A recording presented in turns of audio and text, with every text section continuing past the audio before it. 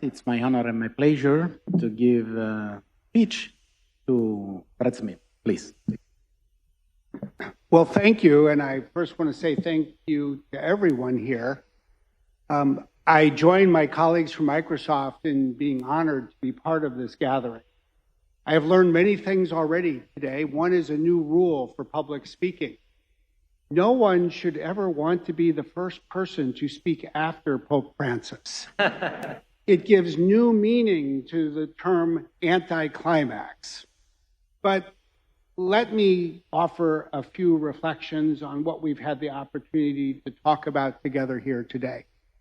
I think the best reflections typically come with the passage of a little bit of time.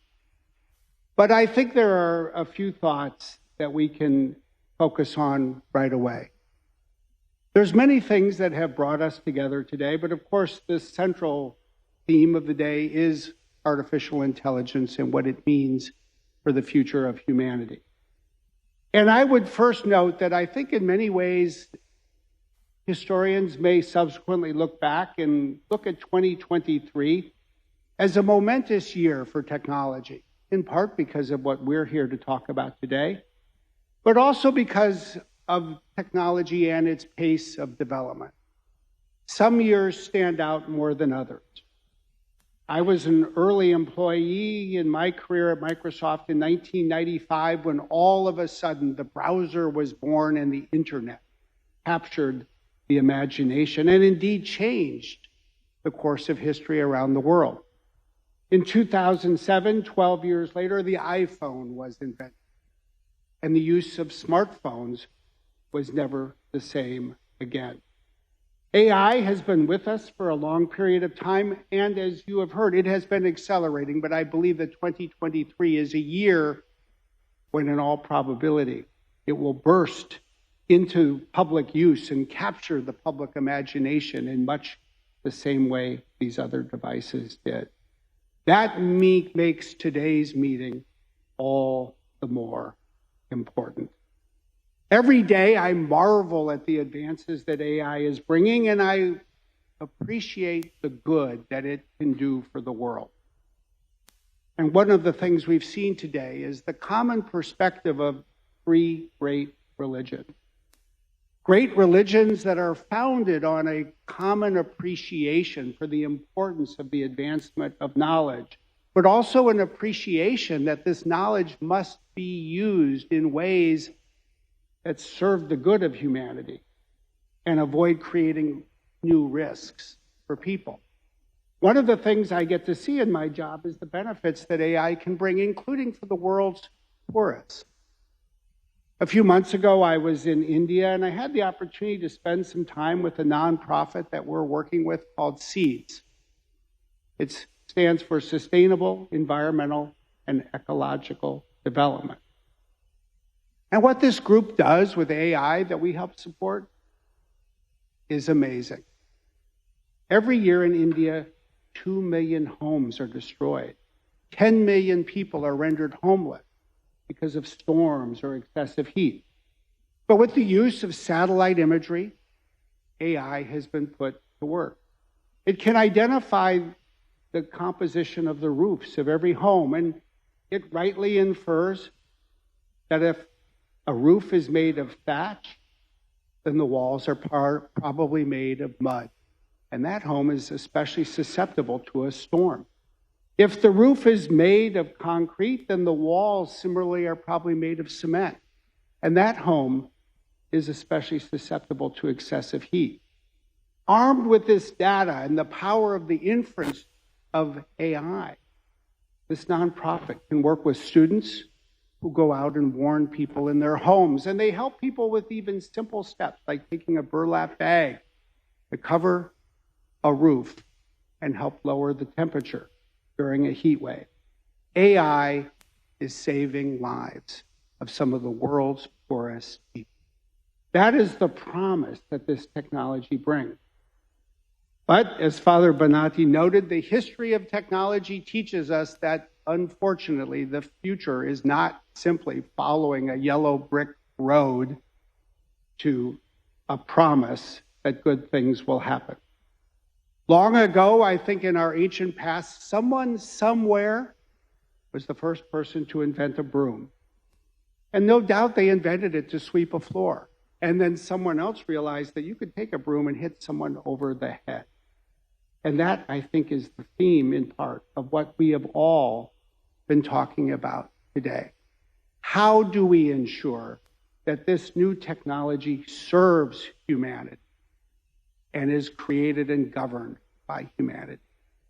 The Rome call for AI ethics, I believe, is of fundamental importance to the world because it really stands for a few different things. One is the three parts that I've always admired about its architecture. It calls for ethical safeguards to govern the use of AI, to ensure that it's transparent, that it's inclusive, that it's controlled and governed with human interests in mind.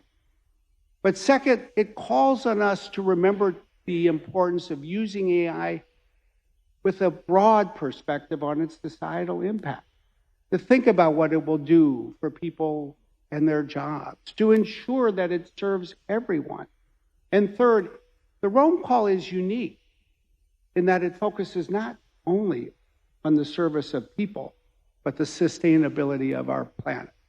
It brings us all together. But it needs to be a broad tent, and that's why today is such an important milestone. It needs to bring all of the world's people together. And bringing together three great religions that have more than 3 billion followers is a critical step in this process. But you might ask, why am I here? Why is Microsoft here? Why is IBM here? Why have we been part of this effort since the beginning? I think the reason is clear. This technology is too important to be left to the technologists alone. It's too important to be left to technology companies alone, but it's also too important for this kind of effort to move forward without the active involvement of the people who are creating the technology. It's only by bringing us all together that we can work together to create a common understanding of what we need to do. But of course, at the end of the day, as important as the inspiration is that will guide us all, we need to make the Rome Call real. And that will require not just the world's great religions and technology companies, it will require the people who make laws and who regulate technology. It will require implementation by everyone who uses technology around the world. And that's why this broad tent and this active involvement of so many groups is so important. So today is a day in a process. It's a day that follows many other days over the course of the last several years that I and we have been privileged to be a part of. It is a day that is a part of a process that will continue, that can reach around the world and bring more people together. It is a day that is a part of a process that will need to lead to increasingly concrete efforts that will make the Rome Call real. But as I look forward to all of those days, and I look forward to our company being a part of this and partnering and supporting all of you, I am particularly reminded by one phrase that Pope Francis used when he did speak just a few minutes ago. I thought it was a wonderful statement. What he said is that we were here today in part to create a culture that I think can sweep around the world and speak to everyone on the planet. Using his word, a culture that places this technology at the service of the common good of all and of the care of our common home. That is the moral compass, I think, for everyone in every religion, for everyone of every background. And if we can use that as our North Star, we can continue along this journey and we can do something that the world needs for the future. Thank you.